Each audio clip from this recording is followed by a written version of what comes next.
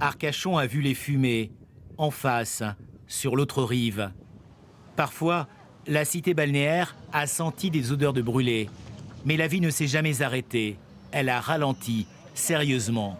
Trop, au goût des professionnels du tourisme, qui ont vu leurs terrasses se vider. C'est du moins 60, moins 70%. Hein.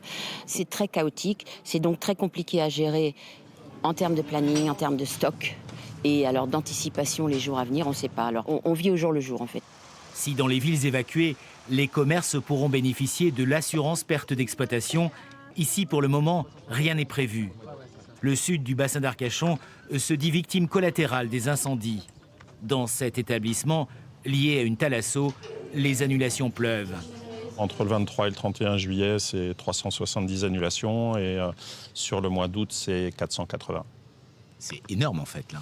Oui, aujourd'hui, quand on se dit qu'on est un 31 juillet et que sur nos 214 chambres, on n'a que 40% de taux d'occupation, oui, la situation est complexe. Le marché est aussi un baromètre. Peu de monde dans les allées, mais un argumentaire à toute épreuve. On ne ressent aucune odeur, on est tout à fait bien. On attend les clients, voilà. La seule chose pour nous faire vivre. La vie économique a perdu une semaine, mais a-t-elle perdu la saison?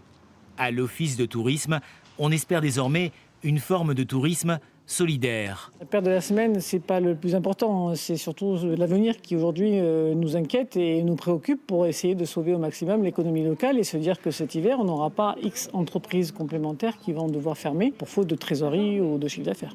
Le front de mer attend ses visiteurs.